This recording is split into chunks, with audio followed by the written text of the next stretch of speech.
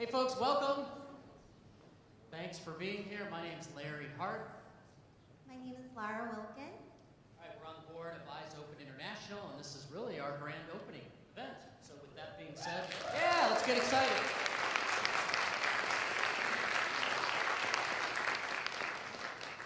For your enjoyment and amusement, this is Ivan here. He will be emceeing the event. Come on up here, Ivan.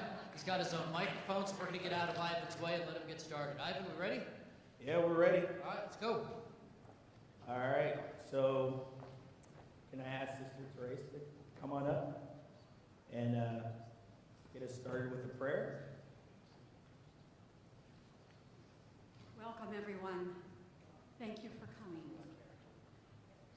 To begin this prayer, I am going to invite you to take a deep breath and to close your eyes and to imagine that I am giving you two maps. The first map is of the United States. So as you look at it from north to south, from east to west, you will see where people have been and are being trafficked now. Next, I want you to look at the next map I'll give you, which is of the world, where our brothers and sisters all around the world continue to suffer inconceivable abuse as victims. And because of that, we pray. We come to you today, you who are known by many names, God, Allah, Bhagwan, Krishna, Yahweh, higher power, loving Father, and more. We remember with heavy hearts all those men, women, and children who suffered abuse and then death at the hands of their traffickers, who enslaved them for sex, cheap labor, body organs, or forced them to be child soldiers. We also rejoice that they are with you now, enjoying fullness of life with you. We ask that you care for all the people worldwide who are at the mercy of traffickers right now. Give them courage, hope, an opportunity for rescue, and a taste of freedom, wholeness, and happiness. And please bless abundantly all those called to reach out and assist victims in whatever way they can. Above all, we ask you to transform the minds and the hearts of traffickers so that they may be filled with your mercy and compassion and turn away from life-destroying ways. We trust in your love for all your people. May you grant the requests of our hearts, and we say, Amen. Thank you, Sister. And now I'd like to introduce Woody. If you can come to the podium. And for those of you that don't know Woody is the Executive Director of the Freedom Center. Please. Thank you, Ivan. Good afternoon, everyone.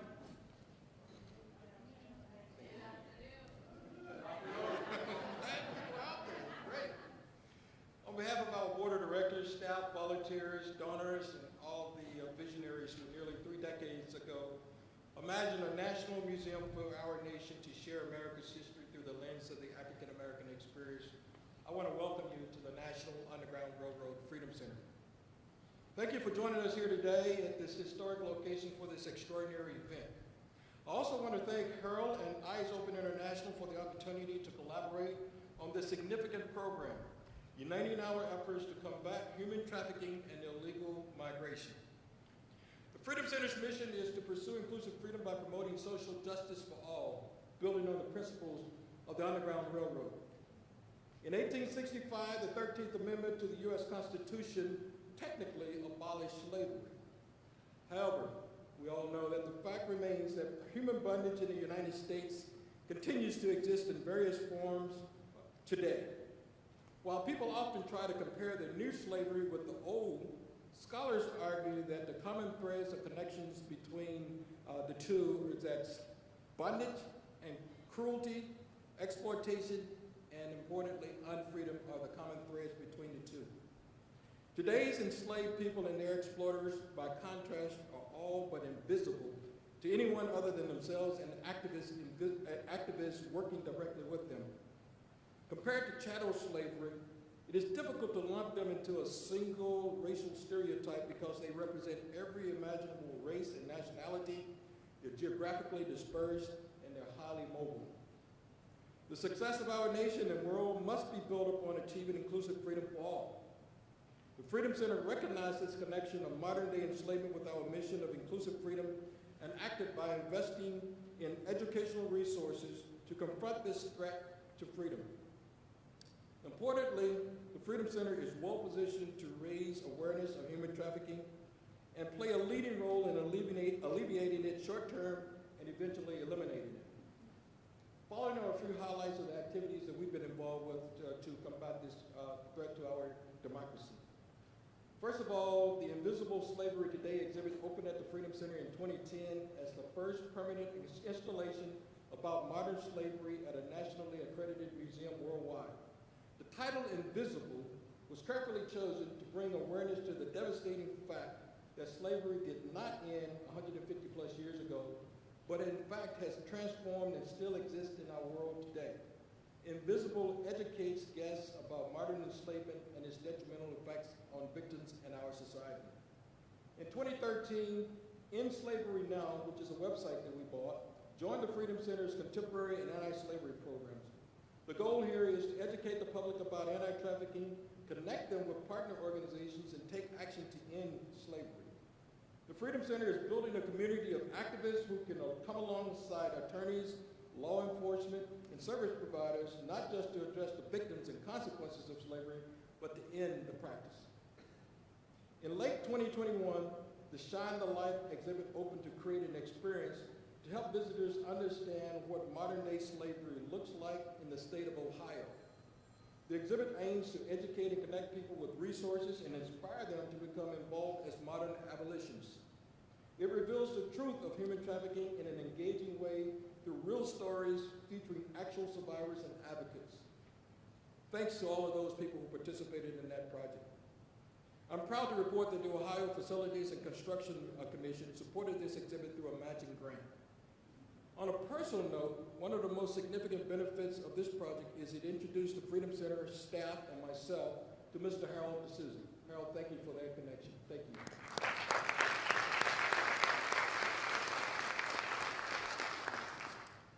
Looking ahead, the Freedom Center is integrating human trafficking education within our new social justice exhibition we're planning as part of our museum remake, opening in late 2026. And we're collaborating with the Compass Group Foundation to develop a three-phase pilot to offer educational and public awareness opportunities aimed at decreasing the risk of modern slavery in food service and the hospitality sectors. In conclusion, we all know freedom is not free. Slavery still exists, albeit in a different form that we call modern-day enslavement. What's our call to action? This afternoon, we will share stories of freedom, advocacy, and activism that you will experience through this marvelous symposium, and I ask you to consider the following. Today, we need more abolitionists who are willing to boldly and unapologetically demonstrate the vital Underground Railroad principles of courage, cooperation, and perseverance.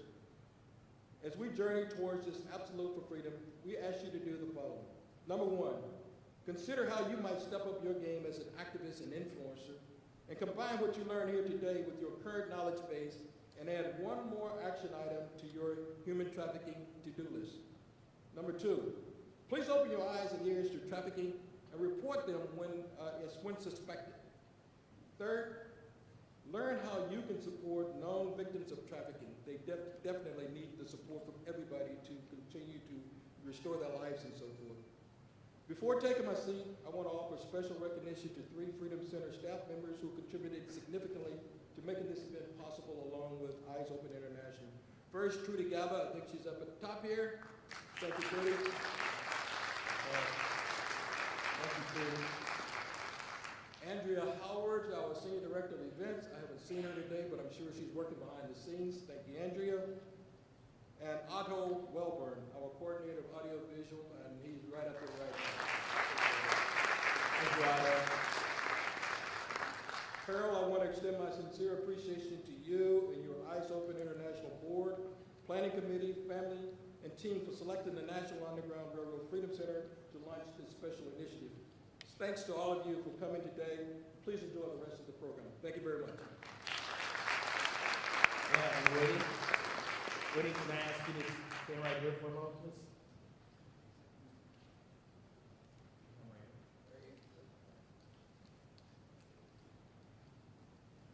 Special appreciation, sir. Take a picture if you want. Yeah.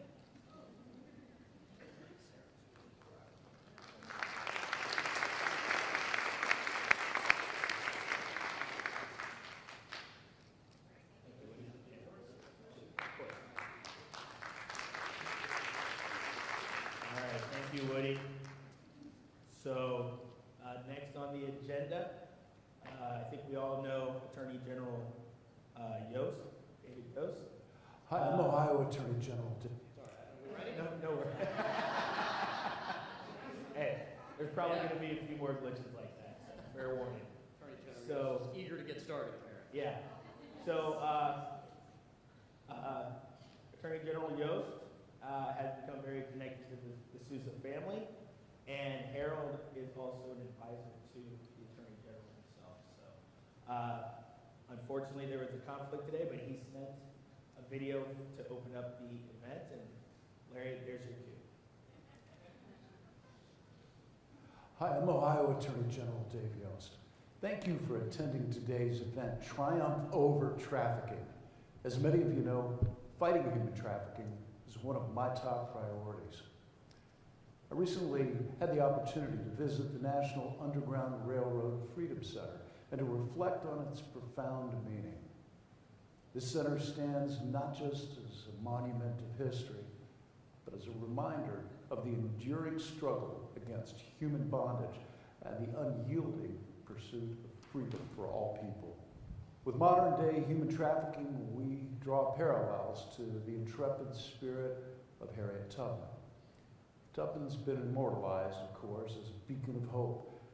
She guided more than 60 souls to freedom through the Underground Railroad, risking her life each time, each trip. It serves as inspiration for our Highway to Hope campaign under my office's Human Trafficking Initiative. Through our commission with our Ambassador Council and our law enforcement and community resource partners, we are helping to pave a way toward redemption, a freeway to freedom for survivors.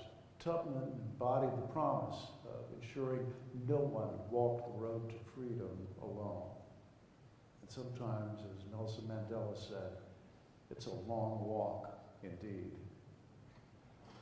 That's our unwavering pledge to the survivors of human trafficking, to be with them on that road, however long it might be. The creation of the Ambassador Advisory Council underscores our commitment to amplifying the voices of courage, hope, and freedom for survivors. And if those voices sometimes have a little bit of rage, I can understand that, and I'll bet you can too.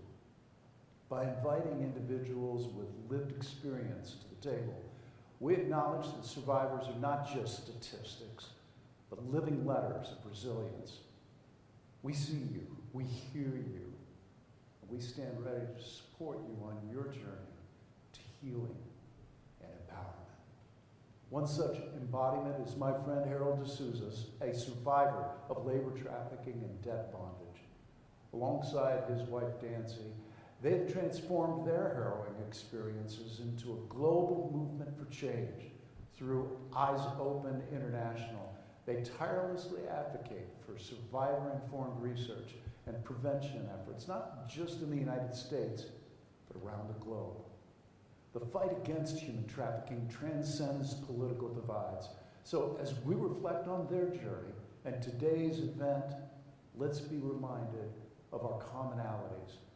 We fight for the fundamental dignity and equality of every human being. My office is committed to upholding the rule of law and to champion the inherent worth and dignity of each person. My promise to you is to continue striving, to never give in, to never give up, until every individual is free from the shackles of oppression and exploitation. Thank you. Hi, I'm Ohio. All right. So, thank you. Please tell Attorney yes, thank you so much for that. Sorry you couldn't be here, but today was the fallen officers. Fallen officers, okay. So we forgive them. Thank you again. All right, next is Linda Dixon. So Linda Dixon is from the Department of Defense. She heads their trafficking initiatives for students and contractors. And she came all the way here from Washington, D.C. Linda?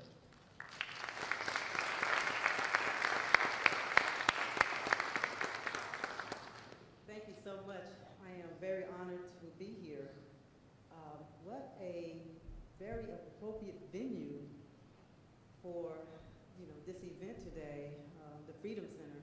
And it's my first time in Ohio, so I'm Cincinnati, Ohio. I've been to Cleveland.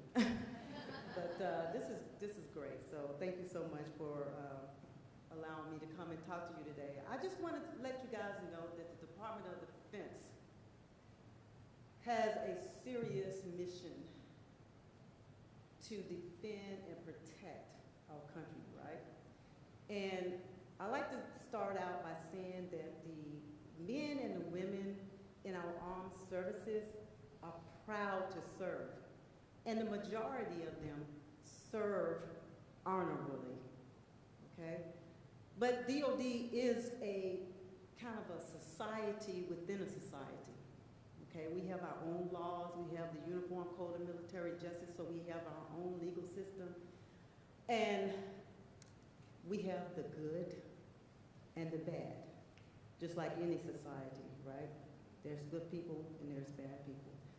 And so we have to have a program to combat this problem and to prevent it, to protect victims, and to prosecute anyone that is violating the laws and rules of combating trafficking.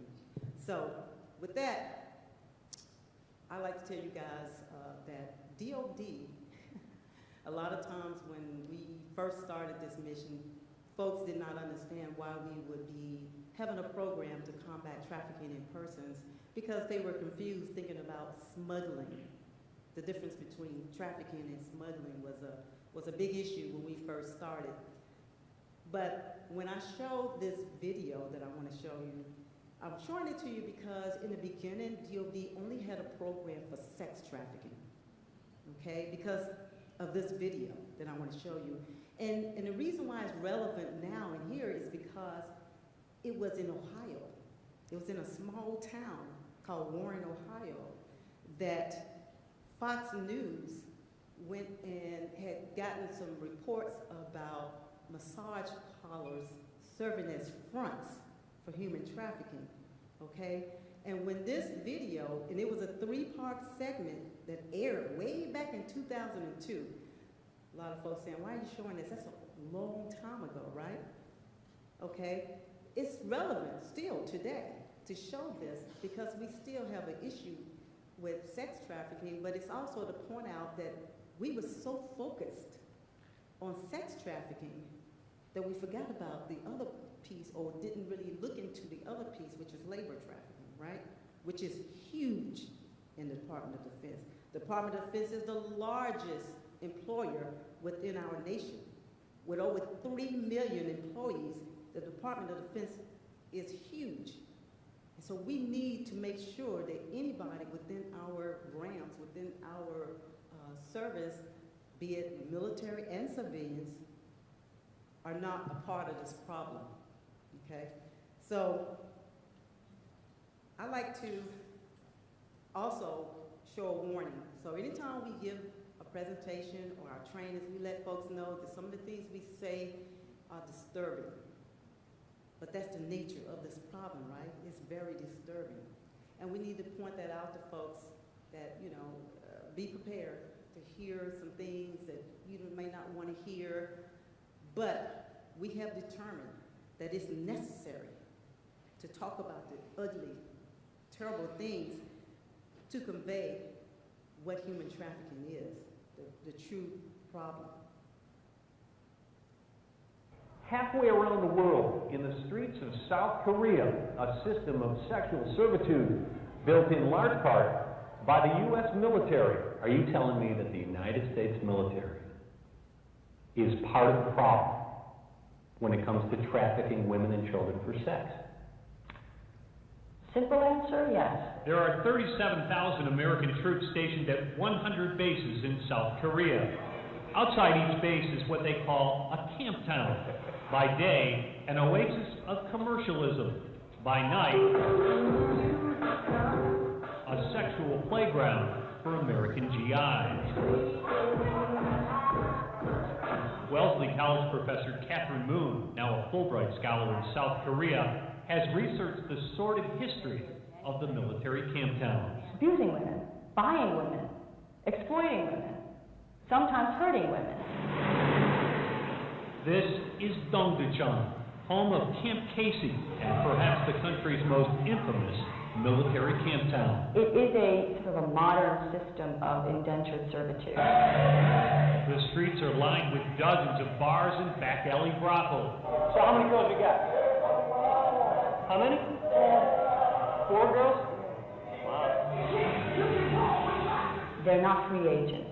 They're basically owned by their pimp, their brothel owner, or their, quote, manager. Duped by classified ads promising legitimate jobs and education, Professor Moon says young girls are met by traffickers, then beaten, raped, and sold to a bar or brothel. Where are we going?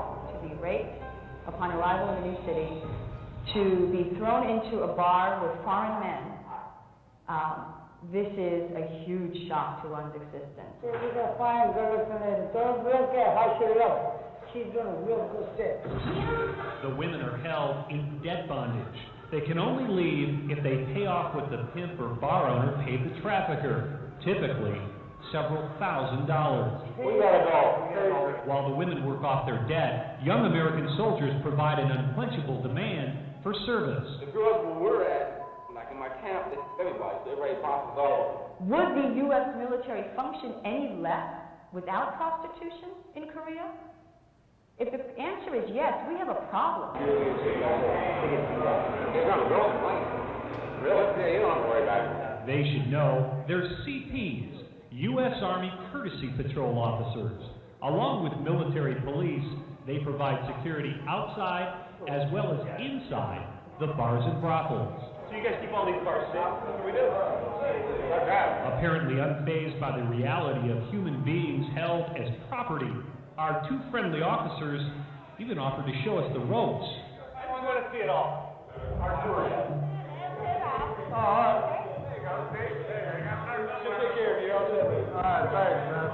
Taking 2 perfect strangers to the best bars to meet Camptown prostitutes. Hey, you guys are training. I can't tell if it works.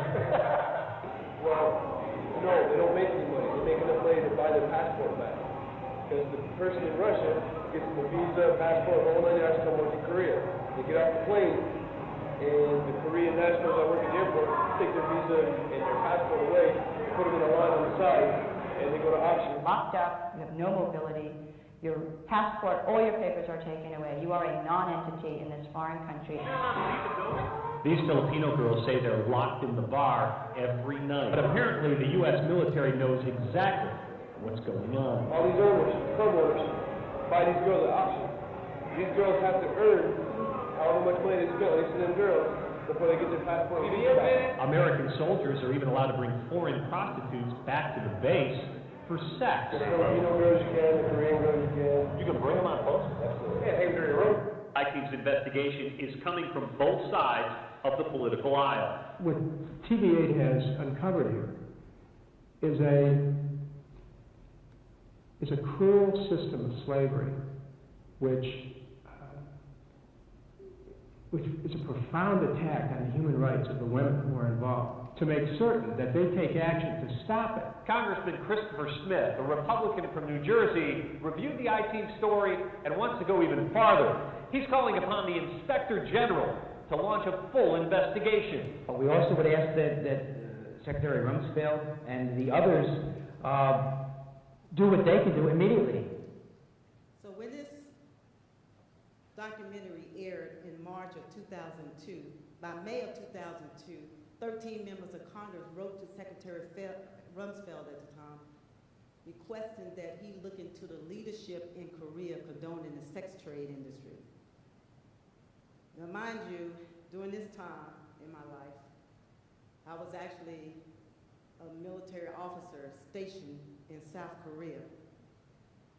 I used to wonder why women from the former Soviet Union, Philippines, would come all the way to Korea to be a prostitute. I had no idea of what human trafficking was. Never heard of human trafficking in 2002 when I was in Korea. I left Korea and went to the Department of Defense Inspector General. Of course, upon arrival, when they found out that I had just left Korea, South Korea, and they had received this letter from Congress asking that Secretary of Defense look into the leadership condoning the sex trade industry, they turned and looked at me. You just came from South Korea. What do you know about this?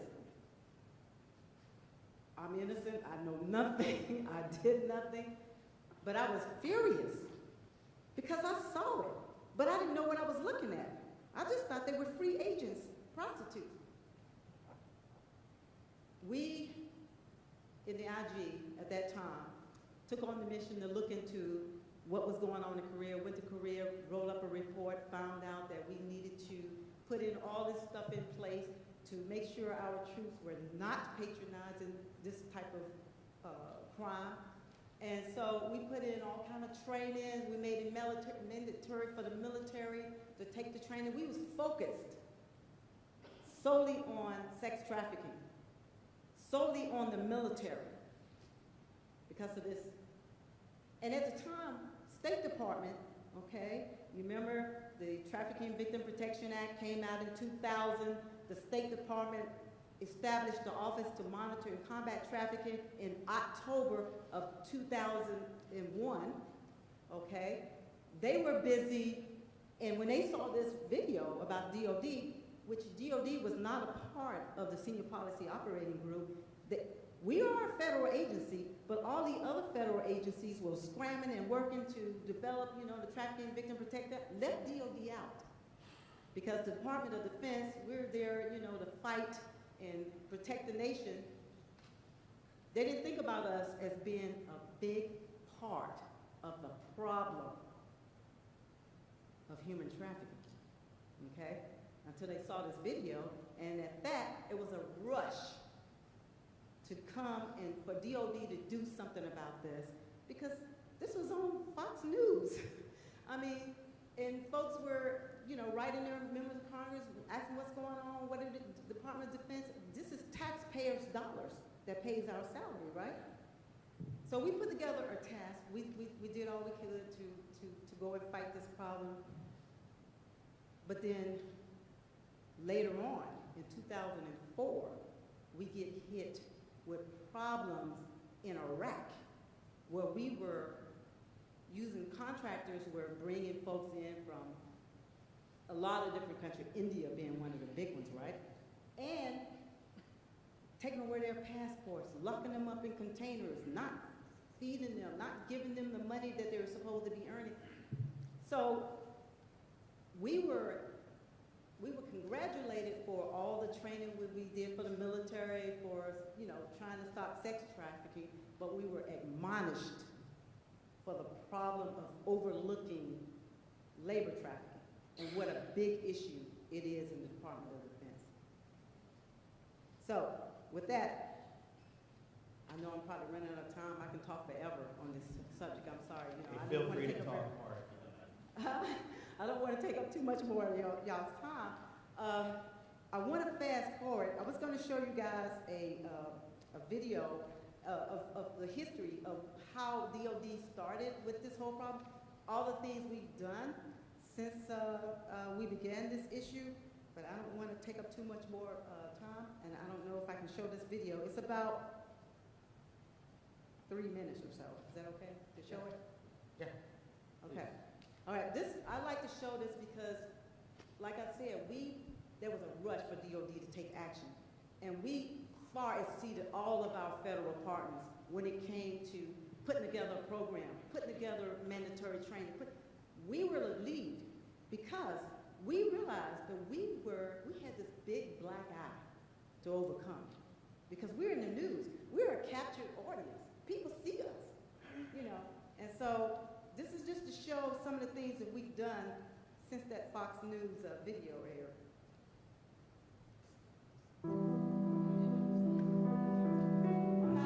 United States military and civilian forces strive to promote our interest abroad and to protect our freedoms at home. We interact and ally on a daily basis with local civilians, government and military personnel around the world. In performance of our duties, U.S. forces may encounter terrible crimes and serious human rights violations, such as sex trafficking, labor trafficking, child soldiering, and other forms of modern-day slavery. January 11th is National Human Trafficking Awareness Day. The United States was the first country to pass a comprehensive law with provisions for preventing trafficking, prosecuting traffickers, and protecting and assisting trafficking victims. Over the past 2 decades, the U.S. Department of Defense has taken the lead among federal agencies and militaries around the world in combating trafficking in persons. For example, 2003. The Department of Defense Inspector General assesses efforts to combat trafficking in persons. 2005. DoD becomes the first federal agency to develop mandatory annual general awareness training for deploying military personnel. 2006. DoD is the first federal agency to require an anti-trafficking clause in its contracts.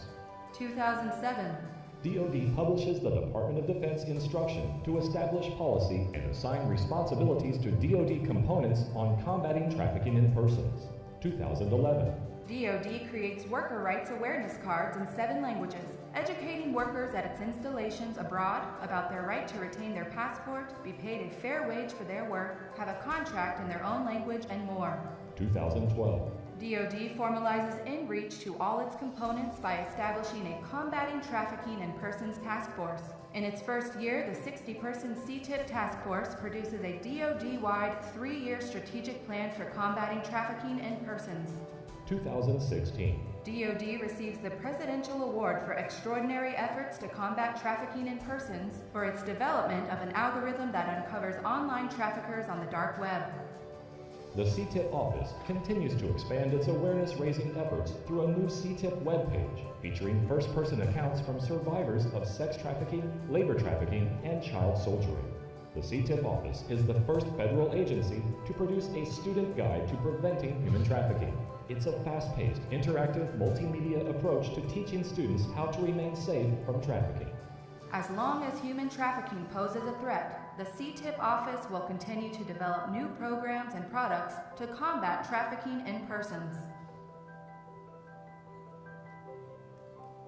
So, we are working to fight this problem, both on sex, labor, child soldiering, any form of human trafficking where DoD, military, or civilians are involved in. We're there on the front lines to prevent it, prosecute traffickers, and protect victims. And you saw that we have a survivor page, and one of our main survivors over here is Harold D'Souza. He's actually on our website also. Harold, I got to get you to do a video too, so I can have you on my presentation. Okay?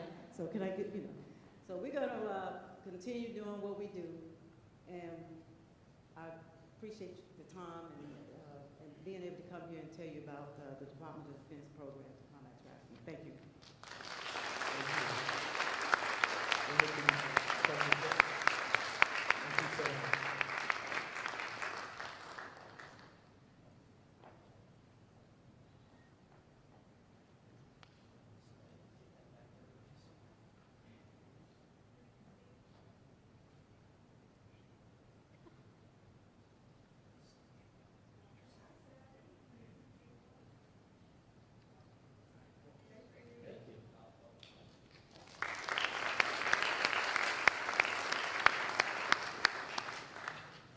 Thank you. Thank you so much, Linda. And next is Dr. Gopal with Safe Coalition for Human Rights. Fighting on the front lines every day, Dr. Gopal has a passion for helping survivors of human trafficking. And she has come all the way from Chicago. Everybody, Dr. Gopal.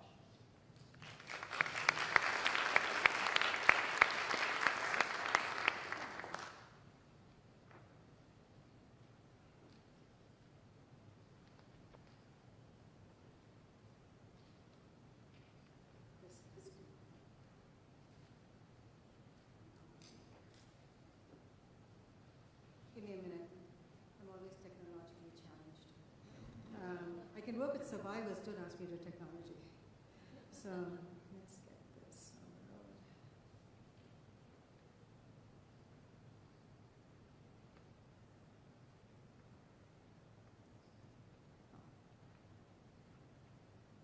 Slideshow, is it mirroring?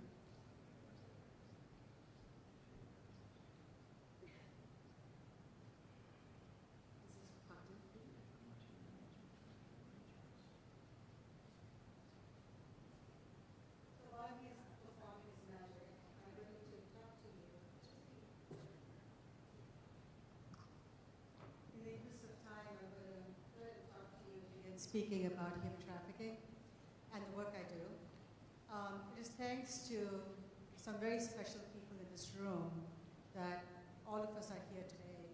And I want to have everyone stand up for a moment. And Harold and Dancy, could you please stand up? And the children too. I call you children because you're much younger than my own kids. So, so please could you stand up? Please give them a standing ovation because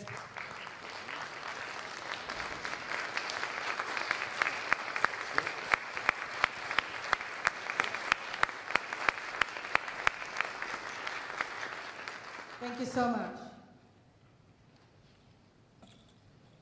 I'm going to speak to you today about something that is very special to me because I was barely, this is before many people were born, I was about 17, 18 years old when I started working in Tihar Jail, which is a jail in New Delhi, India.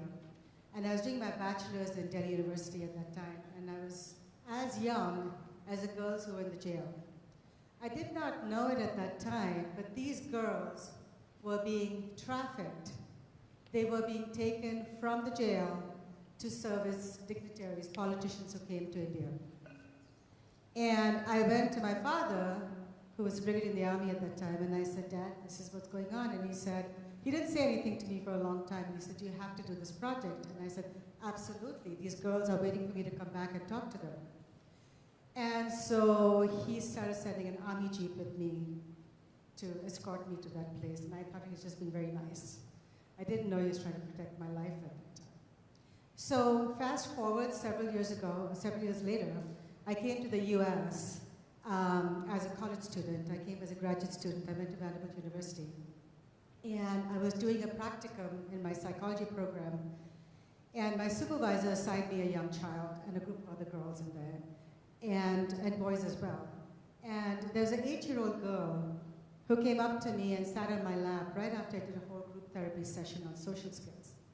And she sat on my lap and she said, my dad's touching me. And to me, that blew my mind. I've never heard something like that. I adore my dad, absolutely adored him. And I couldn't imagine something like this happening. So I didn't know how to respond. I honestly froze. I had the worst possible reaction. And then I went to my supervisor and I talked to him, and then he said, is she willing to tell anyone else? Is she willing to talk to anyone else? And I asked her, are you willing to talk to anyone else? She said, no. I will not tell anyone else unless unless you're there with me, I'm not going to talk to anyone. So it became an issue because I'd never been to court, never testified. The tragedy of this whole story is that we lost the dad who had been doing it to her. And that's where disclosure and how disclosure is dealt with and how child sexual abuse and later human trafficking, the whole trajectory from childhood child sexual abuse, which puts them at 28 times higher risk for human trafficking. 28 times higher risk for human trafficking later on in life. As well as you add other ACEs, which are adverse childhood experiences, where they are then, you add poverty, you add homelessness, you add destitution, you add domestic violence, you add an entire potpourri of events in their lives that predisposes them for later human trafficking. Whether it's sexual trafficking or labor trafficking, and I'll go into that presentation briefly, but I want to stress how important it is for us to address the social determinants of health. Human trafficking is a public health issue. And it's high time we recognize that, because unless we treat it as a public health issue, we don't go into the social determinants of health, the diversities, the inequities between gender, between race, between migrants, immigrants, regular folks living in the States. So we don't really address that unless we go into the depths of what causes and what maintains human trafficking around the world. We've gone from being a $30 billion industry to almost, I think at this stage in our lives, it's about $250 billion industry in a matter of 15 years. 15 years. So it's a really serious problem, and that is why I'm so grateful to Harold and Nancy and the family for stressing how important it is to address labor trafficking, for hosting this conference, and to their board members. I don't know all your names. I do know your faces, though. But all the board members here, I thank you for being on his board, because survivors need support. And I cannot stress how much survivors need support, because they walk alone in their brains, in their hearts, in their minds. They walk alone, no matter how much support each one of us can give them. So thank you for being on the board. Thank you for doing what you do. Again, this is all Harold and his wonderful achievements. This presentation is not only a tribute to a triumph over trafficking of those survivors who are alive today, and I know there's some in this room as I'm looking around, but it's also a tribute to a very, very dear patient of mine, a very dear soul. I don't call her patient anymore. She passed away last year in December of 2022, or 2 years ago actually. And she is such a special human being, because she went from being trafficked at the age of 12 and 13 years old. She was on the streets of Chicago, trafficked at the age of 12 and 13, not because she came from a family that is impoverished, not because she came from a family that didn't care about her. She had a very loving family. Trafficking crosses all genres. It crosses all social and economic status. There is no ideal or typical trafficking victim. There isn't. You will hear that the age of trafficking is 13 years old. The youngest person I saw who was being trafficked was 18 months old, being sold by her own mother. That was the youngest child I've seen. So please, when you think about trafficking, don't think it's happening in Cambodia and it's happening in Guatemala. It's happening right beneath our noses, in bus stops, in truck stops, in schools. I see more children now that are coming with trafficking stories because of social media, because of AI, because of all that the internet has to offer, good and bad. And I see more kids now who are now on 30, 40, 50 apps that their parents have no clue about. And if you want to know what those apps are, I'm more than happy to share them with you. So one of them, for example, is Emerald. So they can go on it, they can create their own password. Parents have no idea this is happening. They think their child is studying. All you have to do is to go on your Chromebook or any other book. And they even have ways to go around the security system in their Chromebooks. So even though we think our kids are studying hard and doing well in school, they could be straight A students.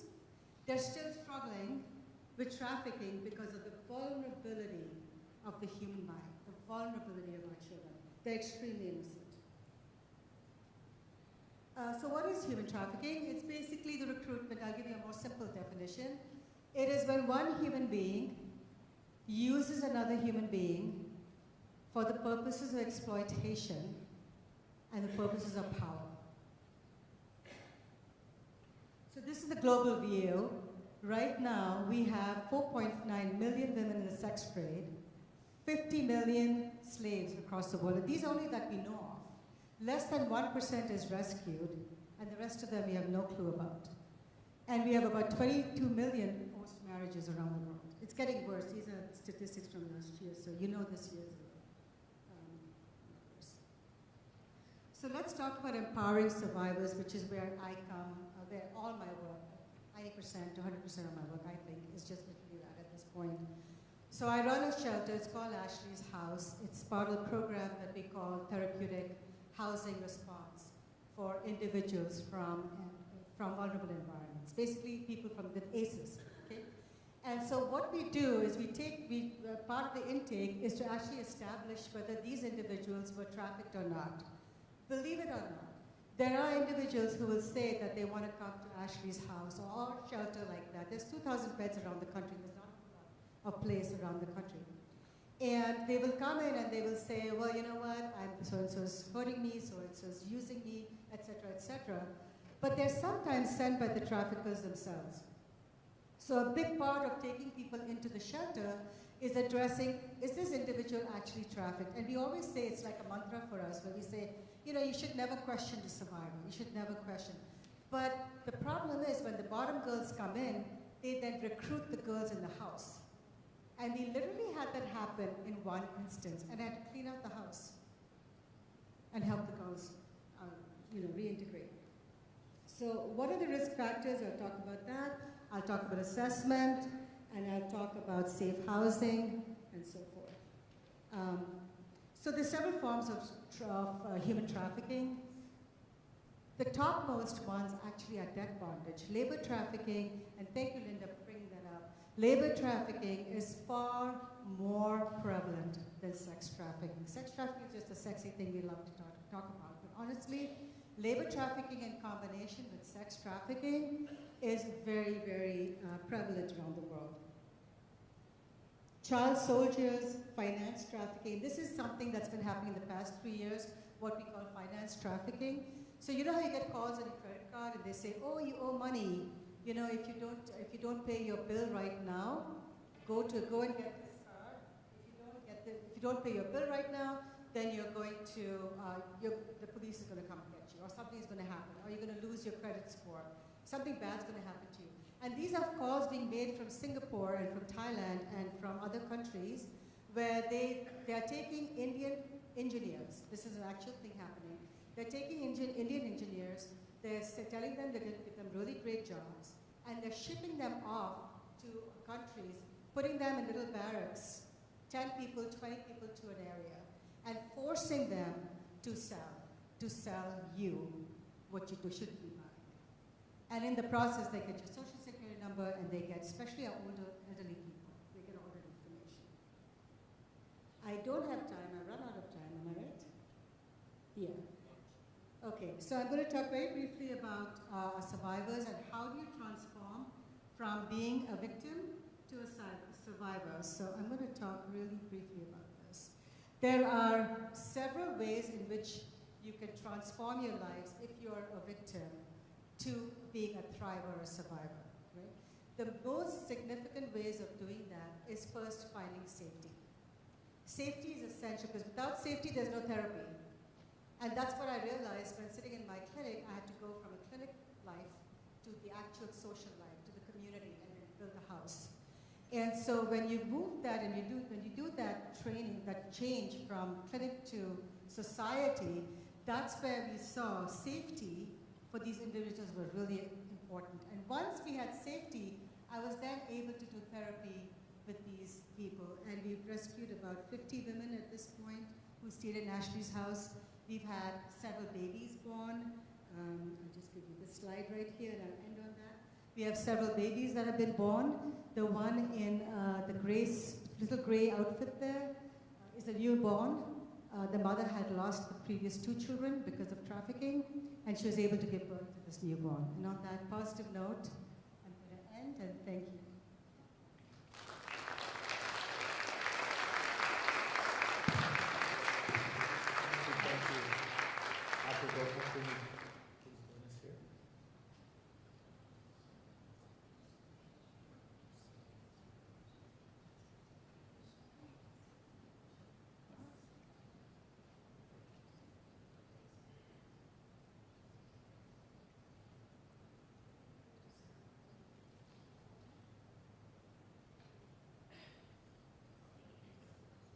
Thank you.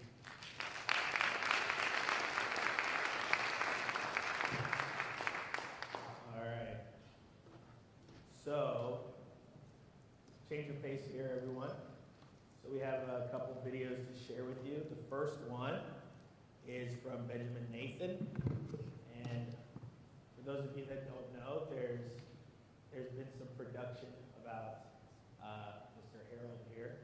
And Mr. Nathan was unfortunately unable to join us in person, but he shared a video for us that we're going to share with you here.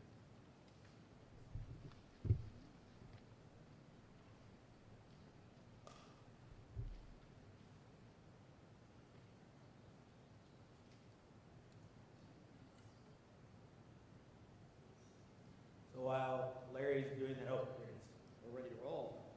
All right. Hi everyone, it's such a pleasure to be able to address you today. I want to first start by thanking Harold DeSouza and Dancy DeSouza for the tireless work that they do to end human trafficking. They are inspirations to me personally, and their story really was the beginning of the inspiration for me to create a feature documentary film currently in development and production called To Be Free, which is about labor trafficking in the United States.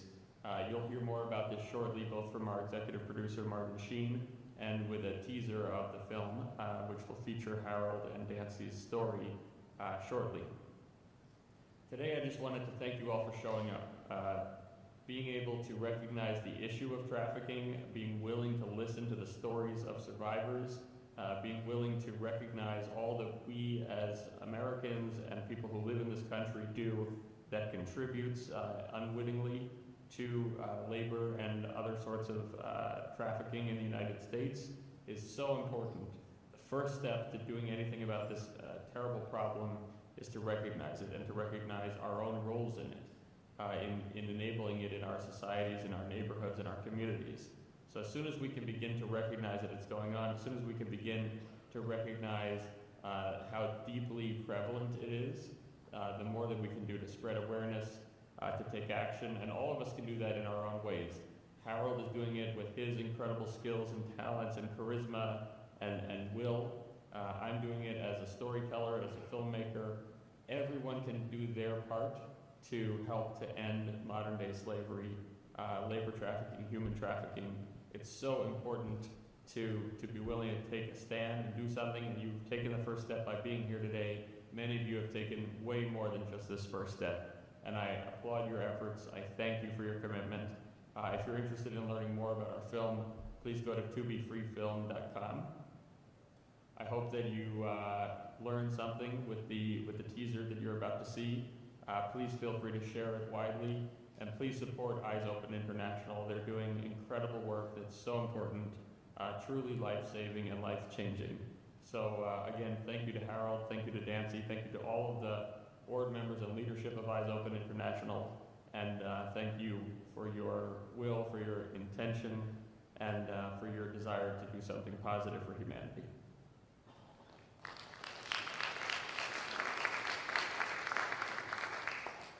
Yeah, so some of you have already seen this teaser. For those of you that haven't, one of the executive producers is someone very well known to this region, a proud son of southwestern Ohio, and we've had the great pleasure to get to know him a little bit over the last couple of years as well, and he is part of this teaser that you can access online. I'm sure you'll recognize Hello, I'm Martin Sheen with a serious question. Are you aware that slavery is still thriving in our midst? The answer to that question inspired me to become an executive producer of this featured documentary film called To Be Free, that exposes the insidious practice of human labor trafficking here in the United States and around the world. In this film, you will learn that labor trafficking does in fact exist in just about every town in America, in just about every industry. You'll hear the unbelievable story of Harold and Dancy DeSouza, who endured more than 18 months of slavery in my home state of Ohio. But that's just one story. This film needs to be made so that all these stories can be told. That's why I'm inviting you to join me and director Ben Nathan in supporting this documentary film To Be Free in any way you can, so that together we can expose this insidious, immoral 21st century institution of slavery in our midst. You are all welcome to join us to be free. Thank you.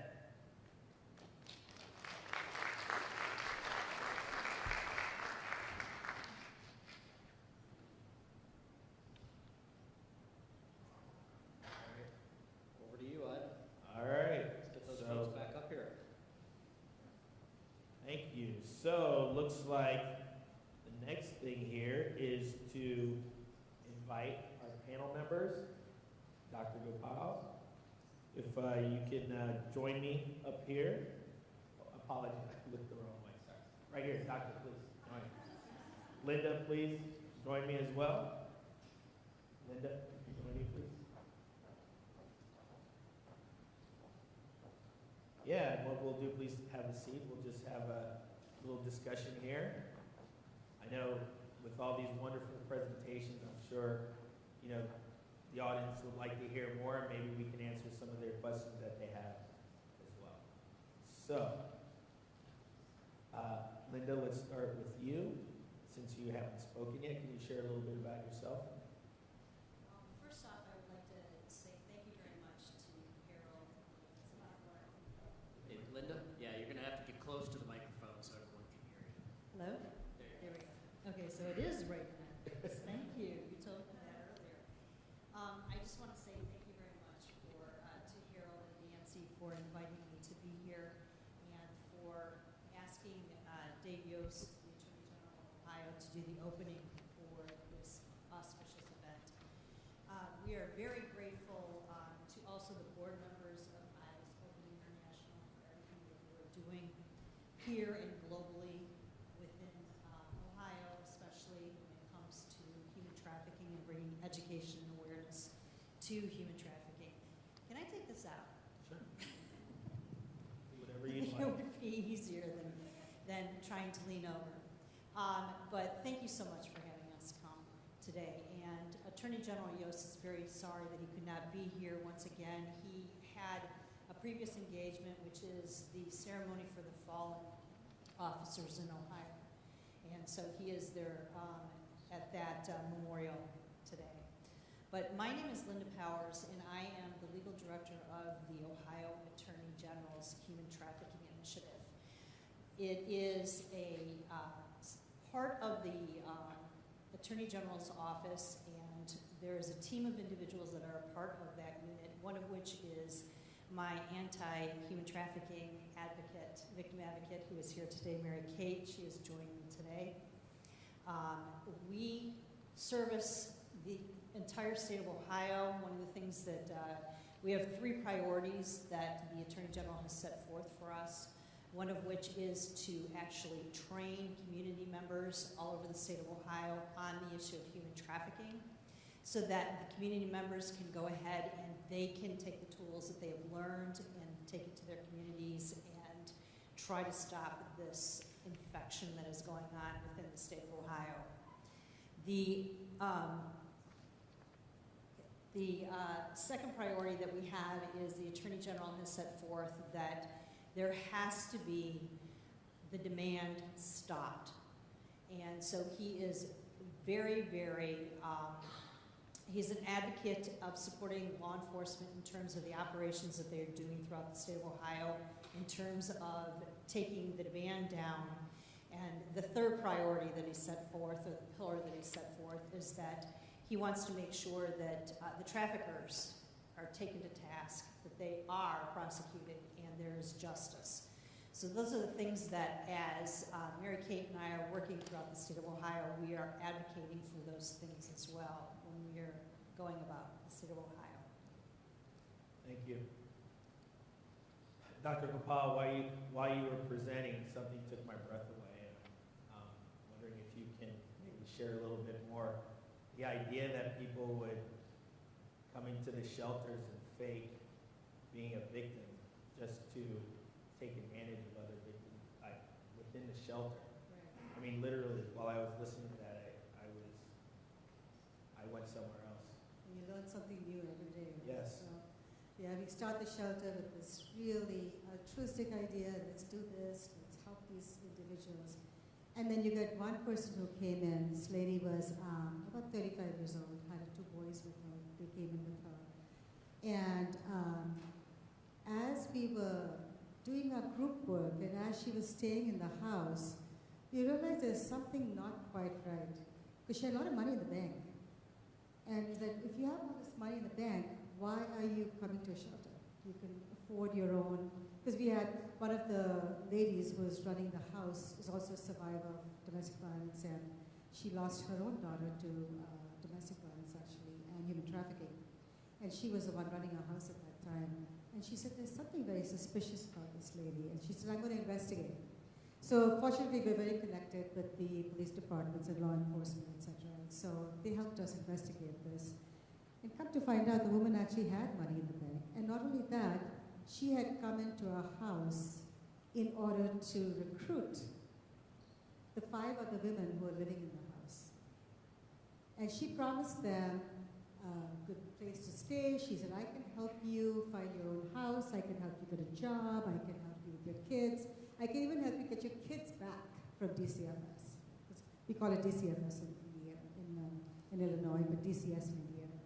And come to find out in the end, after all that happened, when she realized that we knew we were on to her, she disappeared in the middle of the night. She disappeared and took the 2 kids with her, and we were able to trace her to a hotel where she had been recruiting even before she came to us. So it's not just, 18-year-olds who are trying to recruit in juvies, right? It is a lot more detailed and more terrible than that. Yeah, it's, I guess that's why we're here, so we can open our eyes to these things. And to that point, Linda Kay. As I look at the audience, I know that many of us are in different walks of life, and the more I learn, the more I get to know, the more knowledge and awareness I have, this really touches so many aspects of our everyday life.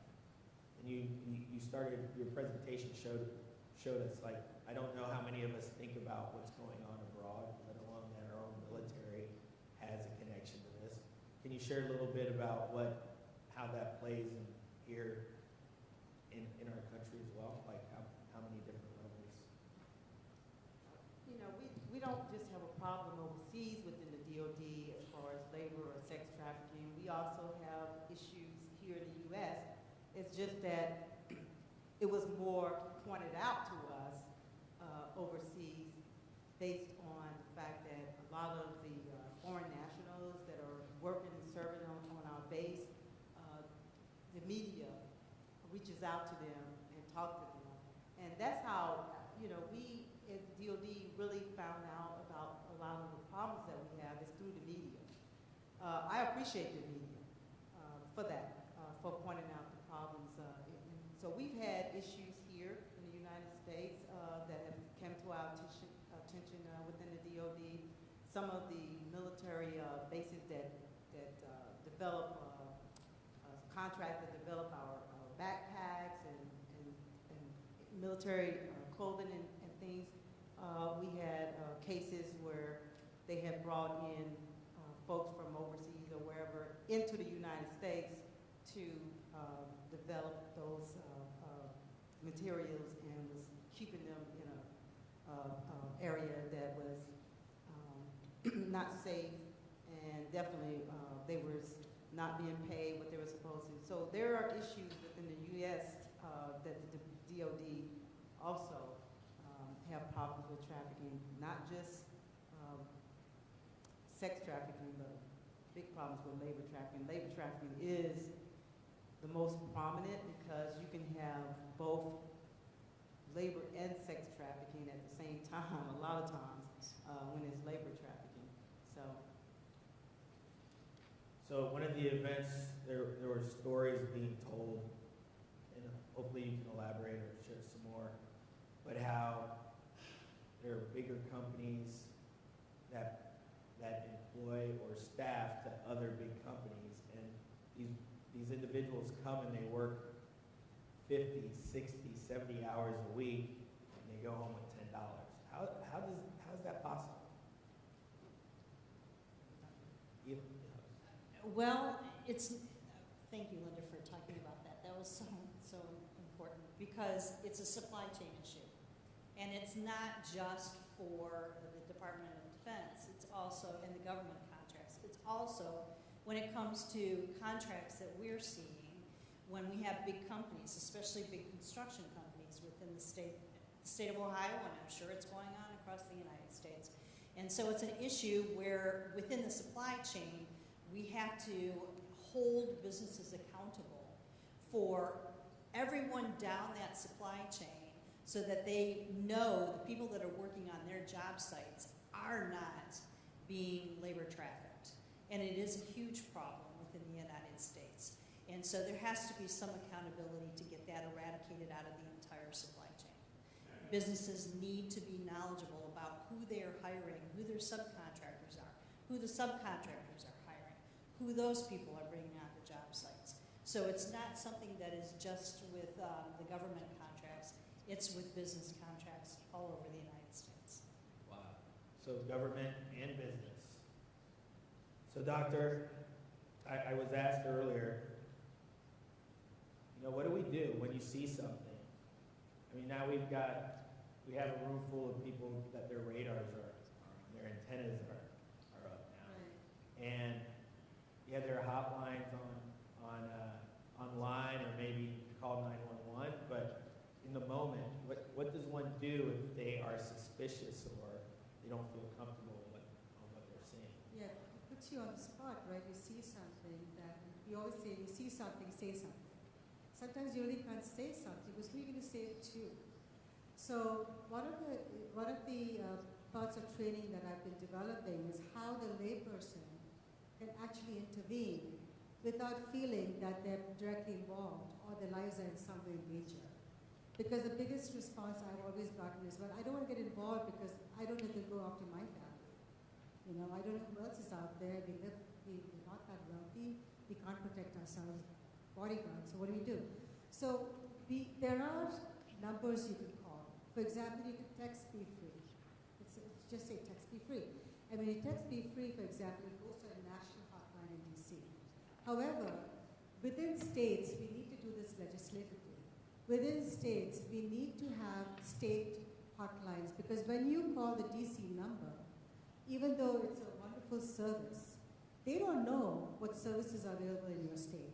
They don't even know, they don't recognize streets, they don't know what you're talking about. So in Indiana, we've created our own hotline. And when they call our hotline, I know exactly that my phone rings or 6 other people's phones ring. And when our phones ring, we know exactly where to tell the person to go. So everyone has a cell phone. Everyone can record. If you see something that seems suspicious, you can record it and send it over to the hotlines. You can text it to the hotline. So there's many things you can do without being personally feeling that you are actually involved and therefore you're putting your own family at risk. Thank you. That never even occurred to me. Record it and share it with someone later. I think you're absolutely right. A lot of times there's apprehension just based on different things, including fear, which is probably the big one. Do I want to get involved? Do I put myself in jeopardy? So thank you for sharing that. Linda Kay, let me ask you, coming from the Department of Defense, where or what can we do to help on an we're in the Freedom Center where, you know, symbolically this means so much to the community and to the country. But how can we help, not only on a local level, but how can we help at the national level? So we have a website that folks can reach out to us to let us know what's going on and to report information to us. If you're a business owner or have your own, then you can look at the federal acquisition regulation, which has clauses in there to help you in your developing your contracts to make sure that anybody that you're doing business with adhere to the labor trafficking laws. You know, we put clauses in all our contracts that goes from the primary all the way down to each tier sub-level to make sure they are complicit with the laws and following the laws of human trafficking. And if they don't, then there are consequences. There's remedies that you can put in place to make sure that they are punished for whatever crime or whatever violation to your regulation that you put in or do that clause.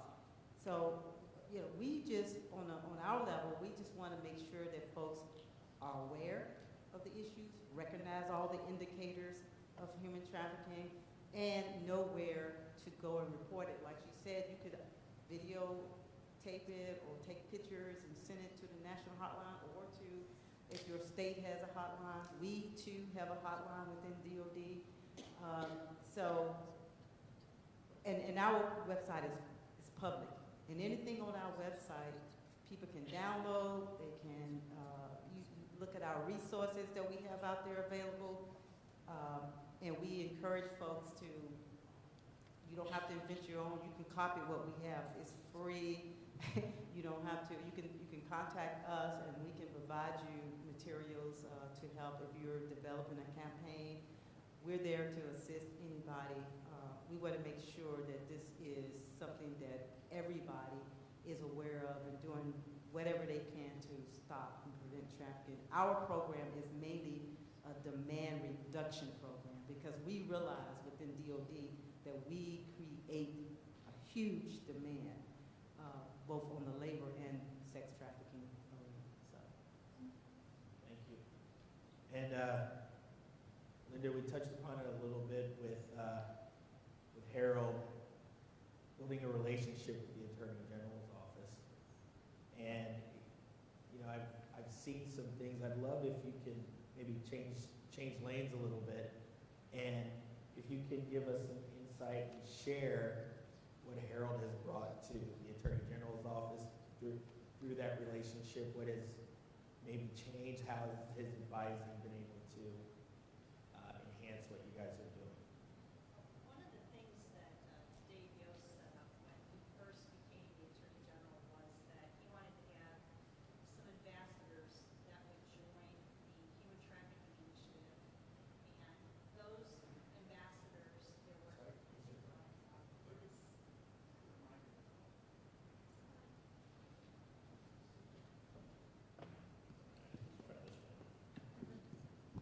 Hello? Thank you. One of the things that Dave Yost had set up when he first became the Attorney General is that he decided that he wanted to make sure that there were a group of ambassadors that were part of the Human Trafficking Initiative. And also, I'd like to briefly mention that one of the wonderful things that we have with the Human Trafficking Initiative and the Attorney General's Office is that we have a group of individuals that are called the Human Trafficking Commission. The Human Trafficking Commission is comprised of individuals from different backgrounds and professions from all over the state of Ohio, and it is the largest multidisciplinary team that I have ever seen.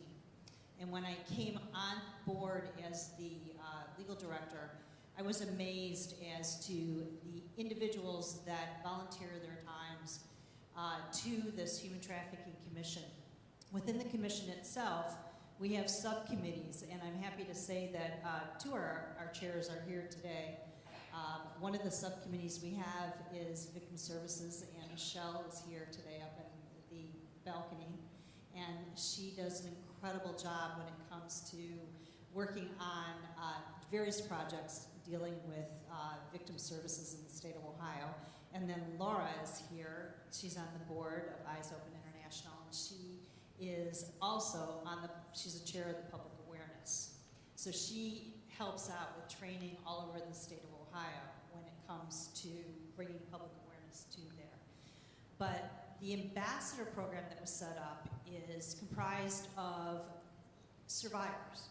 And as you heard Dave Yost earlier when he was talking, the importance of having individuals that have that lived experience being brought to the table and having their experiences being told, but not only just have their experiences told, but being listened to, and us listening to what they have to give to us. And I am so happy to say that when it comes to Harold, Harold was joined by Nancy this year. And so it is the first husband-wife team of ambassadors that I know of, and I'm so excited. They both bring wonderful things to the table. And they work on projects that are near and dear to their hearts. So they will tell us what they are interested in. In fact, when we are working with the ambassadors, we decided this year our summit is based on what our survivors had indicated to us they felt was important. So we decided the whole focus of our Human Trafficking Summit in August is based on hope and resiliency, and what are we doing for survivors after they have been recovered. And so those are the things the importance that they have brought to our table in terms of their projects as well as their voice. Thank you. And I saw Laura, she had something to say. Heather, I'm sorry, healthcare. I did not see you. Thank you. Hi, Heather. Thank you, Heather. So, ladies, we've got a few minutes left. Any last words you'd like to share with the audience? Hope. Bring hope. When you come across the state of Ohio is in the process of doing a hotline for the state. We're excited to say that. We are working on that. Bring hope to the survivors. You all have talents individually in different things. Bring your talents to local coalitions. There are coalitions for human trafficking all over the state of Ohio. They create multidisciplinary teams. They are looking for people to assist. So if you need to get in touch with the coalition, please contact the Attorney General's office. We can put you in the right direction. But we all have gifts, God-given gifts, and we can bring those to assist with the survivors once they're recovered, and to assist them so that they're not going back to that life. Thank you. Linda Kay, any last words for our audience?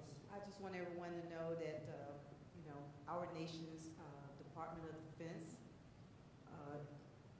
I point out some of the negative parts of it. I just want you to know that we have more positive than negative that we're doing within the Department of Defense, especially on this issue.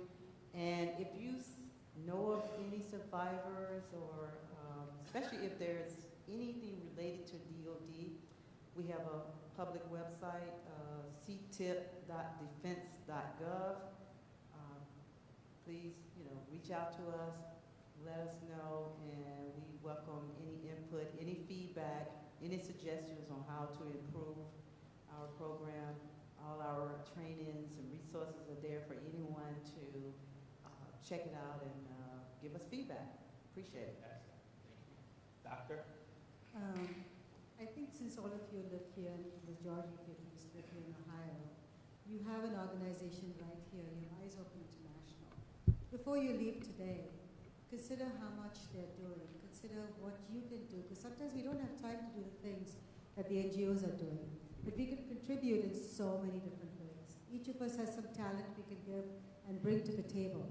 So bring your talents, but also open up your pocketbooks, because honestly, these NGOs need money, and they need donations, they need support. support. So to do any work that they do, they need the financial support. So if you can donate, go on their website and donate to their organization, that's a great start. Awesome. Thank you so much. And if I can ask, Hey, Ivan, can I interrupt real quick? So here's a real life example that maybe we could take a minute or two to talk about. So I'm in the lobby just now talking to a guy who lives in Kentucky, and I was talking to State Representative Moser over there about this, who says, all right, so I work in this horse track, and I know there are people that are human trafficked for labor here. What do I do? I hand that question off to any of you. So Real life scenario here. right. So what we do is we actually do a clinical review, and then we will find resources. Some of them may not have any connection with anyone in the country. Some of them do, especially if they're migrants. Chances are they don't have any connections. And so we reach out. There's a coalition for migrants, which has a huge support system. There's lawyers, there's doctors, there's you name it. They have every aspect of it. So the coalition is where I would work too. So I'm part of that coalition as well. And then we would provide them with wraparound services. Larry, thank you for that question. Anyone else have a question that they'd like to ask? No? All right. Well, ladies, if I can ask for your patience. Linda, would you come here? Well, I was going to have her take a picture with the bike, and then we can take a group photo. Yeah.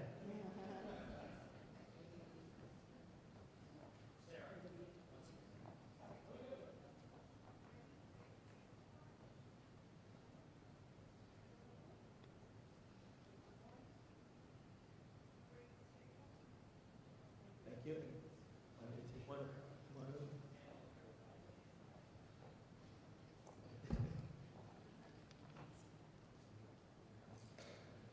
Oh, actually, Nancy and Harold, would you come up with the panel and take a picture?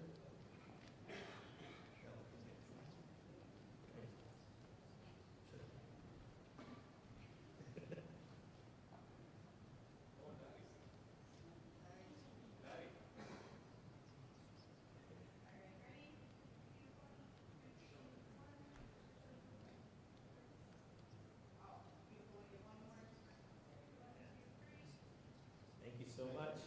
Awesome.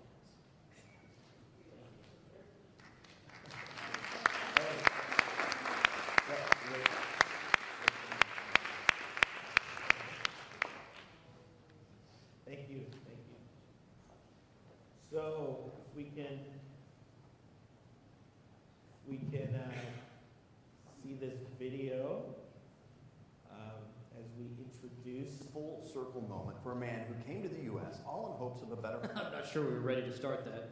That's Finish your fine. introduction, Ivan? That's fine. I get it. So go ahead. Don't. All right, here we go. Full circle moment for a man who came to the U.S. all in hopes of a better life, only to become a victim, though, of human trafficking. Today, well, he officially became a U.S. citizen. WCPO 9 News reporter Taylor Numa was there for the emotional naturalization ceremony.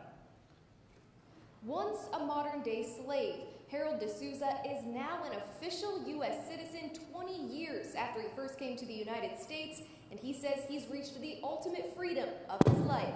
Today, I'm a proud U.S. citizen. D'Souza first came to the United States in 2003 for a job at a local manufacturing company where he was told he would make $75,000 a year. What Harold and his family went through was a severe form of labor trafficking, in which they were basically tricked into working a job that was different from the one they were originally told that they would be working. His trafficker took his documentation and didn't pay him despite working 15-hour days. We didn't get paid a single penny for 18 months. It broke him down physically and mentally. My trafficker used to always snap his finger like this and tell me, hey, illegal, come here. So what happens in your mind, body and soul? You think you're a criminal. Despite coming to the United States legally, D'Souza was living in fear.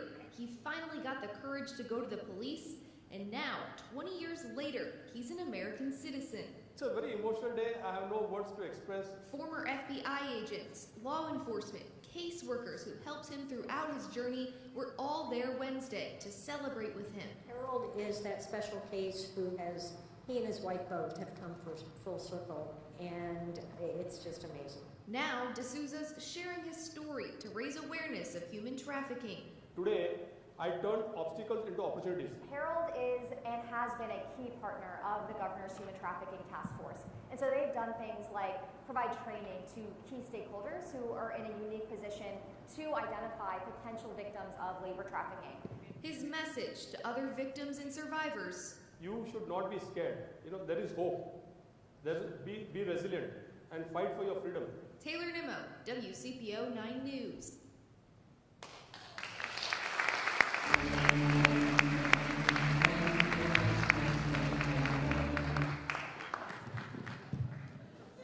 Full circle moment. Little for a man entertainment there who for you, was huh? All in hopes of a better life, only to become a victim. Sometimes this thing has a mind of its own, apparently. Yeah, thank you, Larry. Thank you very much. Sorry, guys. With that, may I have the D'Souza family come up, please? Rohan D'Souza, Bradley D'Souza, Harold D'Souza, and Nancy D'Souza. Yeah. And so this, for those of you who have not met the entire family, here's the entire family. And, as we start this discussion, I'd love to start with another video, because for those of you who may not know, we've got some remarkable young men here. And Rohan, you're smiling at me, so why don't you introduce yourself? Oh, okay. Hi, I'm Rohan D'Souza. I'm the youngest son. This is my brother. He's older than me. by a few years, 2 years, 364 days to be precise. Okay. I live in Chicago right now. I joined the board last year, I believe. Is that right? And time has been flying. So I joined the board last year. I've, slowly been picking up some responsibilities and understanding how this space moves and operates. I was in Dubai earlier this year. I was in Canada earlier this year. I gave a presentation online, and I'm just kind of picking up some information, and there's a lot that's going on in this field, and there's a lot of details, there's a lot of opportunities, there's a lot of things that are said that seem to be true at face value and may not be the reality of things. Besides that, personally, I'm a tennis coach. I've had a career playing tennis professionally, semi-professionally, and now I'm coaching. And I have a few other ventures that I've started over the last few months, and let's see how those things go. Thank you. That's awesome. By the way, I think I heard there was something pretty exciting that happened to you recently the last couple of weeks, right? Am I making that up? I forget things quite easily. Every day is really exciting. I don't know if you want to refresh my memory. Are you like in the Sycamore? Oh, yes. How can you forget that? Oh, so I don't know how many of us are local here, but I went to Sycamore High School a few weekends ago. My team and my coach, we were inducted into the Sycamore Hall of Fame for, I guess, our results playing tennis. Yeah. So that was very exciting. Congratulations. Yeah, you need to lead with that, Rohan. So, thank you very much. So, Bradley, please introduce yourself. I'm Bradley. I'm the eldest, I guess, of two. Though I prefer being the youngest when people don't know the age difference. I like to hide as much as I can. What type of an intro am I doing? Whatever you're comfortable with. No, yeah. I went to high school in Sycamore here, undergrad at University of Cincinnati for business. I got very lucky and kind of fell into where I've now been for the last 10 years with Tesla, and that was just last week was my 10-year and work anniversary. Do you celebrate those in the same way as marriage or things? I don't think What's so. that, 10th anniversary? 10-year anniversary. I think, yeah. I don't know how those work, but yeah. So time has flown by, as my brother said, and it's wild to see. For a lot of the earlier years when I was still in Cincinnati and Chicago, I did what I could, and I still do what I can to support a few organizations that helped me and then helped our family with our eyewear, with Prevent Blindness Ohio, and just supporting a lot of the organizations in the best way. I think I've slowly worked more behind the scenes as the years have gone by, so unofficial travel advisor and making sure that people get to places and on time and in a timely manner and whatnot. So that's more what I do. Yeah, that's phenomenal. I mean, that's great. Before I move on, let me ask you, you've done so many great things. Have you done anything else cool or great in your past? Depends on the year, depends on the Well, day just we're start from the talking beginning, about. start from when you were born. Yeah, okay.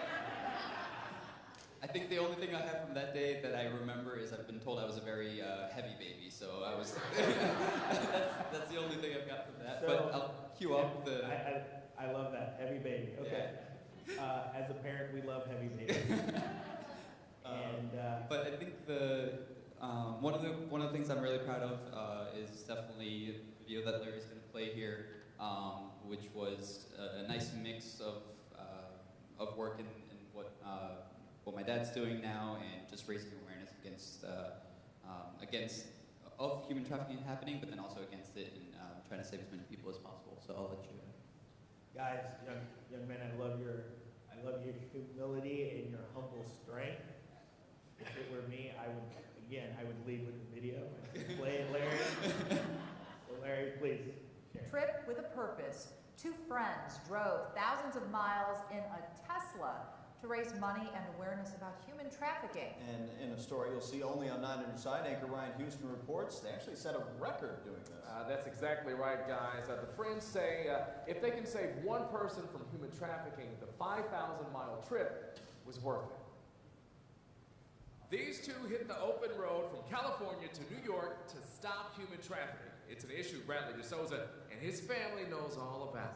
We were all labor trafficked in, so my parents were working 16-plus-hour days for little to no pay, and my brother, myself, and my mom were kind of the leverage to keep them both working, and that went on for about 18 months, and in which case we eventually got out. So DeSouza and his friend Jordan Hart set out to get others out. They decided to raise awareness about the issue by beating a record of driving from California to New York in a Tesla.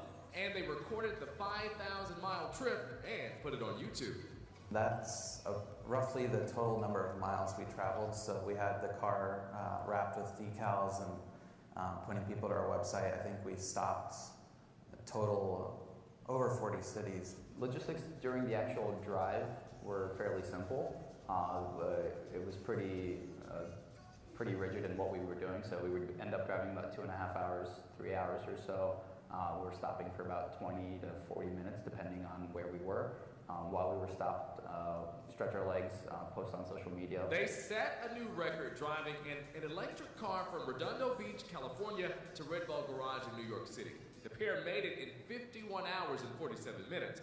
But to them, this trip was about so much more, and they're already thinking about what's next. I think the awareness we've raised, just thousands and thousands of people that are now reminded about the issue and is a huge thing. We've thought of some ideas to kind of continue the awareness piece of it for at the core, but doing something I don't know about yearly or whenever we have the time, so that we're able to continue raising awareness. The two are still raising money for human trafficking awareness and victims. WCPO web reporter Lucy May has more about their fundraising efforts and how you can help out at WCPO.com. Ryan, thank you. Fools. Very cool, very cool. And then we get forward by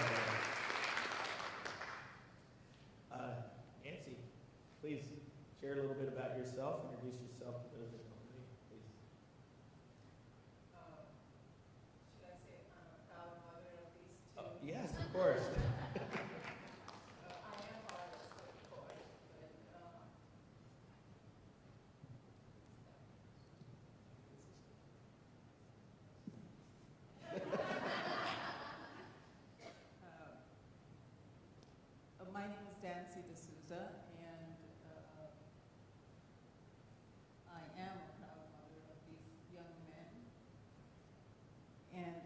gives me so much joy and pleasure to see that the community that helped us is here supporting us, and all of you have made that time to come out and learn more about human trafficking. I hope we have been able to give you a little view into the lives of people who have been trafficked, and that there is hope for people to become survivors and thrivers with all the help and support of the community. Yeah. Thank you. So, my friend, as we come together here, it brings us comfort to see you guys together. And please, I mean, if you can, the view that you allow us to see of your family thriving, not just surviving, now you're thriving. I mean, how does that, please share how that reflects, when you reflect on everything, how that comes through to you. So remember one thing, trauma has no expiration date.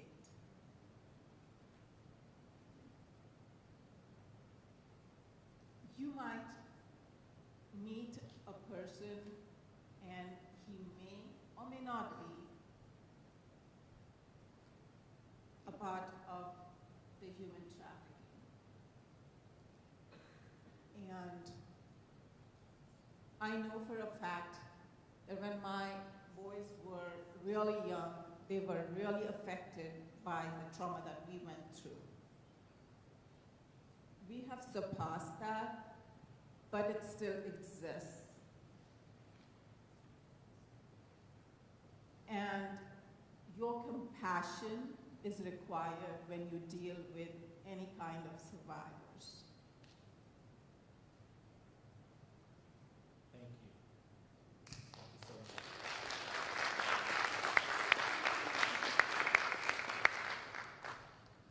So, Harold, please, your efforts, and I will share with everyone here.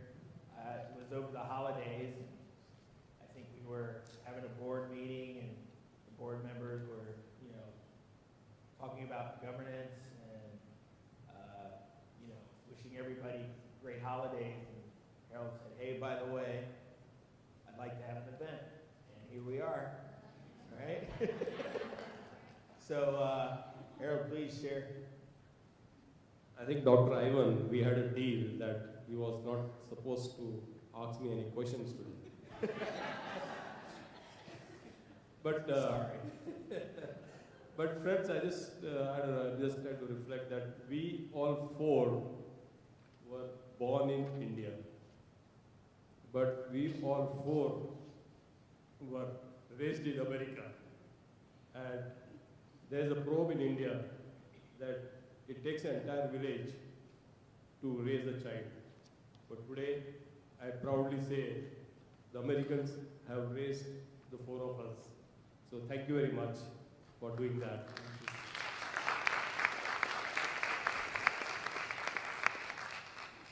This is a pure reflection, and I know like Kalila is here.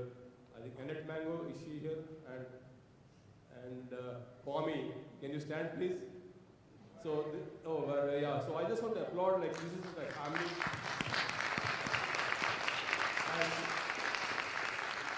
I'm very honored and proud to say that, they are all thrivers. And this is how we work together. It's not a one-man show. Thanks to Dr. Ivan, Larry Hart, Dr. Lara, Tracy, Dr. I just can't take everybody's name, but I would like to take that. This is like a dream project for me. I've been thinking for a long time, and it has just taken shape. So thank you very much for inviting us, especially my kids. I always carry the photo of my dad wherever I go, especially whenever I used to go to the White House. I used to always remind myself that I'm going to the White House on behalf of all the survivors. And my father has been my inspiration. But in front of you, I want to confess that they too are my dads. Digital devoted dads. So they have done amazing change in my life. And I was talking to Linda Powers and Mary Kate that to need to break the cycle of modern day slavery, we need to engage our youth or our generation. And I'm very proud that Rohan D'Souza and Bradley has taken this battle to fight and support us. Thank you. Thank you. So on that, before we wrap up, gentlemen, please, I mean, how proud are you right now of your parents? Can you share a little bit of how it is to watch your mother and father, and where we are? How proud. I can see it. We talked a little bit before, so please. Yeah, I mean, as we've grown, we've seen our parents grow with us. As they've seen us grow, they've grown, vice versa. It's a really interesting and humbling cycle to observe. It's amazing to see how vulnerable all of us have to be to really see what's going on underneath. As you asked the question, what it's like to, for my mom to showcase what our family is going through, thriving now. Those times weren't always there. However, they still managed to show us so much of the U.S. and of the world. We can proudly say that I know Bradley just had this video of him driving across the country, but even before that, we had been to a decent amount of the states and the U.S. just driving through the U.S. And so we were still given a life of great privilege and great opportunity, even though we were going through these struggles. Our parents did their best to shield us from those hardships, and as I've grown and I've been able to witness what that sort of responsibility looks like, it's truly amazing, and I don't know if I have the ability to say this, but I am very proud of my parents.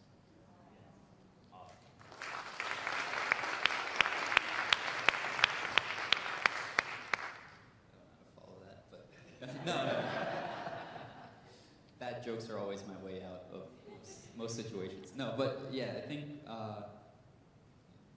what you said really makes a lot of sense. Where we were very privileged that our parents did a great job of keeping us as safe as possible. The situation being what it was, still allowing us to enjoy being children, and looking back and really kind of connecting the dots, and then going through it that way is tough. But then one of the things that always kind of sticks with me is kind of reliving it, and of course being able to speak the story so that others feel empowered to do it, and then the fact that the community around us, through them, as they were more informed, that really allowed us to grow up. So I was talking to, there's Marlene.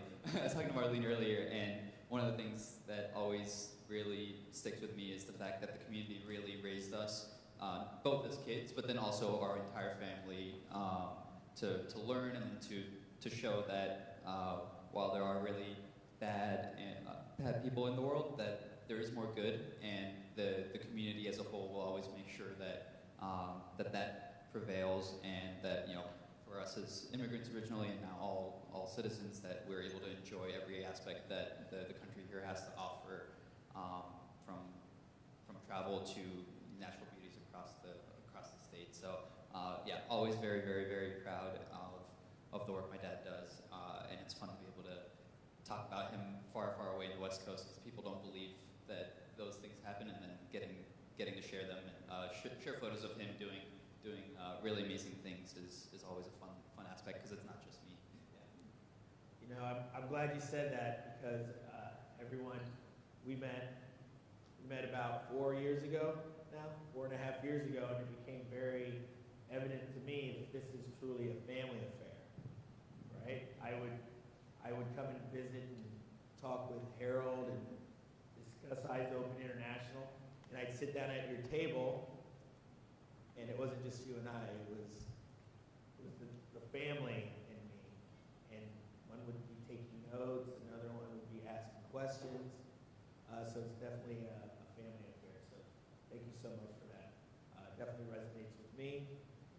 Harold and Dancy, let me ask you, what do you see in the future? Where do you see Eyes Open International going, and what do you hope for bringing all of us to awareness and spreading it wherever we go? Where do you see it? Where do you see it all going? Short term, long term, whatever. Indian culture? No.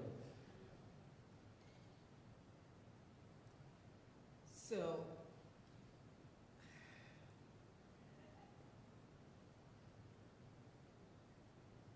I think it's human nature, right, to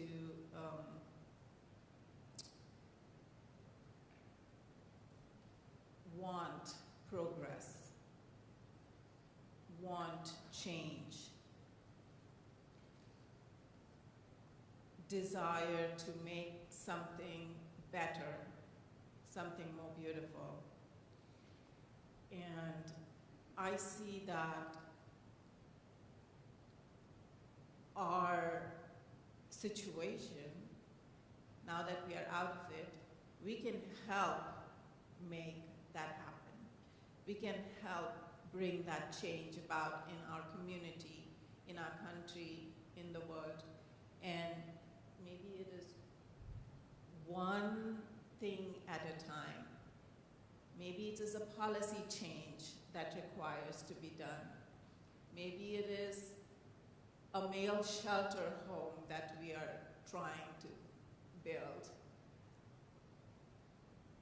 I think that one thing at a time, we can and we will make that progress happen.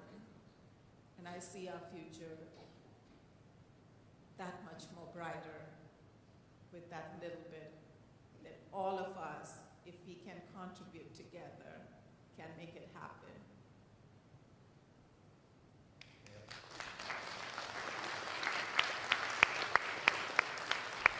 Thank you, Dancy. Yeah, Dr. Ivan, for me, the present and future is all here.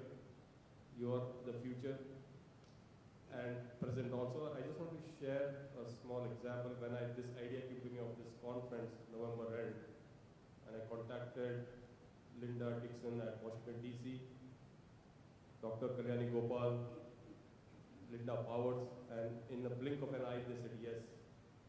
So the way you all support survivors, that is very important. I like the word Dr. Kalyani Gopal said, survivors need support. And our support system is all here. I can see like Michelle Hanna from Salvation Army, she's come all the way from Columbus. Christy Monsi, she's come all the way from Cleveland, President and CEO. It really touches my heart.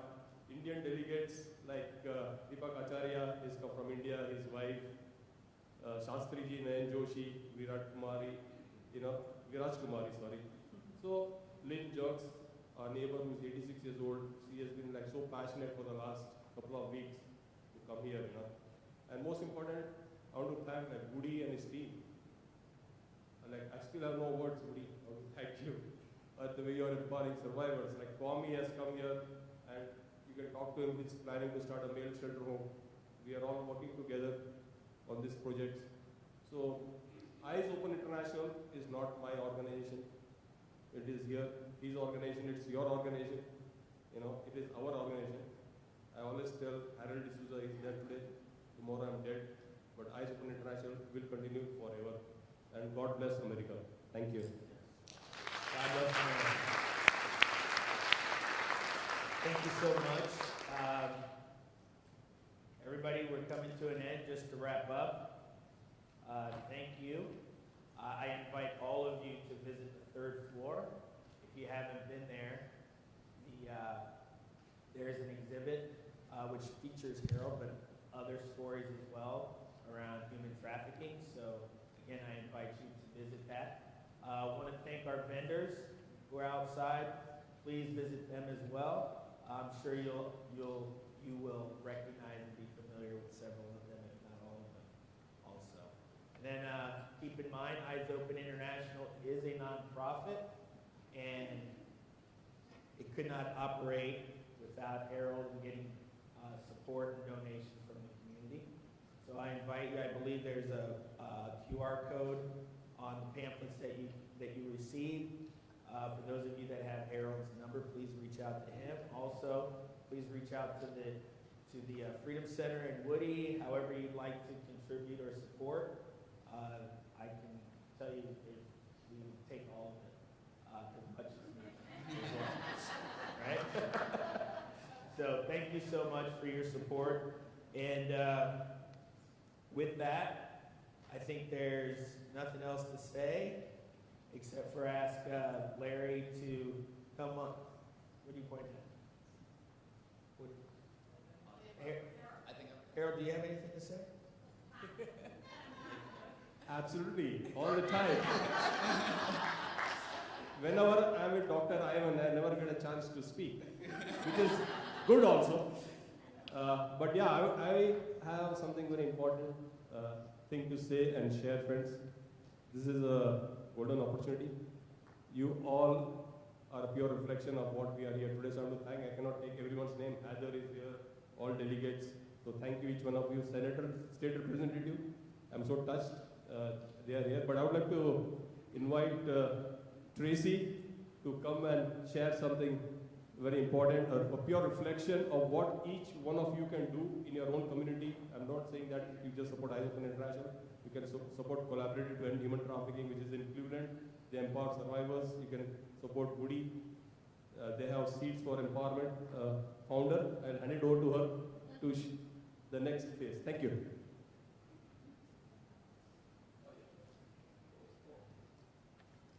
Hi everybody, how are you? So my part will be quick, I promise, but Dauncey and Harold asked me to come up here and I get the special honor of helping them to recognize their board of directors.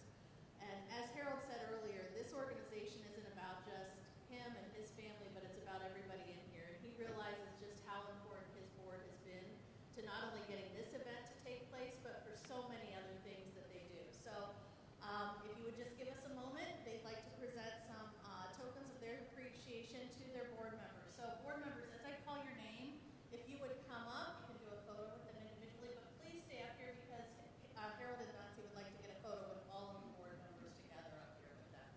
So I'd like to call first up Larry Hart.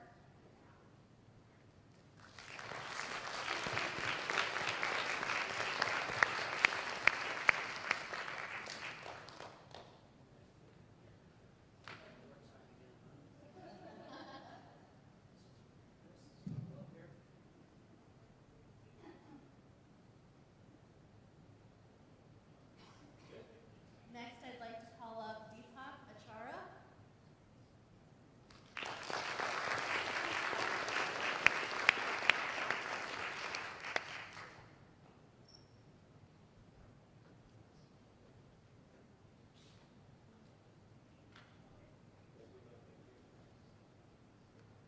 Sister Therese Del Genio.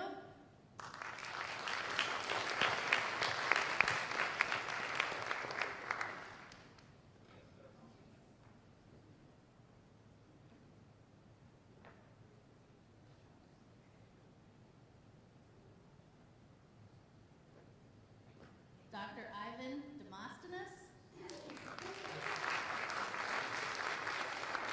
Thank you.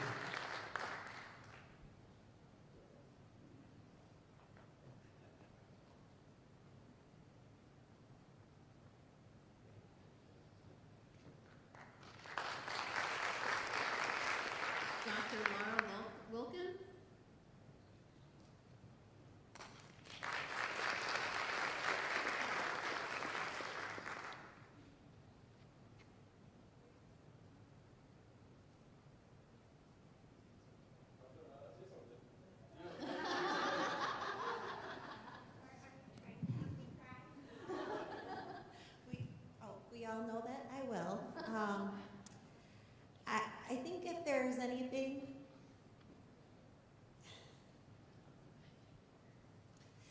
that I can say is that each one of us has the opportunity in this movement, and it is my sincere hope that you have been inspired today to, first of all, know that we all have a role in the prevention of human trafficking, in the identification, but most of all, in the empowerment of survivors.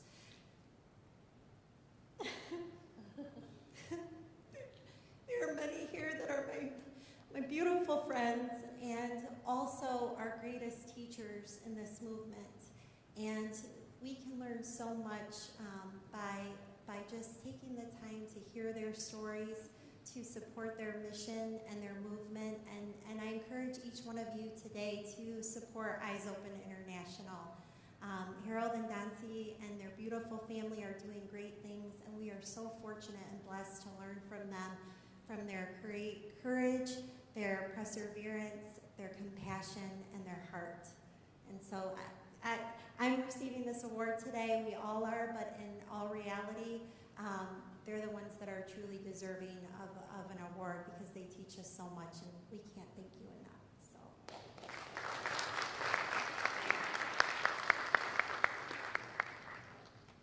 And last but not least, Rohan D'Souza. Rohan. Linda, Dixon, please come. I think we want you here. Like this looks. Come.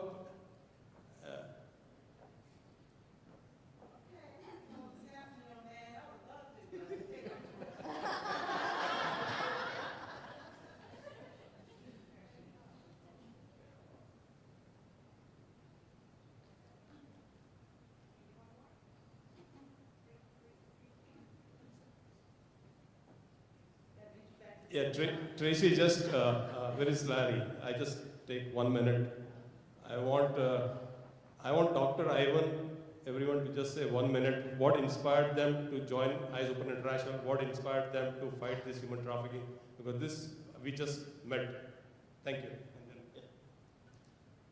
So, my story happened over a few days. I met this phenomenal gentleman, the same time I met this gentleman, over a Zoom with Congressman Winstrup, and just magic, the spark started going off. When you just click with people, and the next thing you know, we realized we're all in Cincinnati, and we said, hey, let's meet, let's get together.